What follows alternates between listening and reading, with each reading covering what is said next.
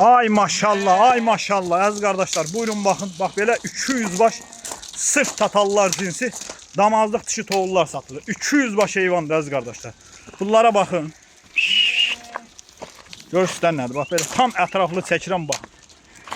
200 baş heyvandır. Qulaqlarına baxın maşallah olsun. Durna deyə durna. Kimə nə qədər lazımdırsa gəlib seçib götürə bilər qardaş. 200 baş sırf tatallar cinsi damazlıq dişi toğullar. Bunlara baxın qardaş. Bax belə tam ətraflı çəkirəm bax. Sırf dəvə qulaq. Qulaqlarına bax. Bax heyvanlar belə gedir baxın qardaş. Qulaqlarına baxın. Sırf tatallar cinsi. 50'sin, 40'ın, 30'un kimin gücü nəyə çatır? Qardaş gəlsin seçsin götürsün. Qiymətini danışaq gəlsin seçsin götürsün qardaş.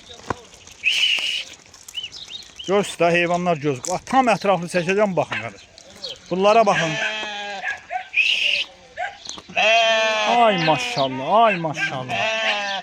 Görürsünüz də nədir bunlar?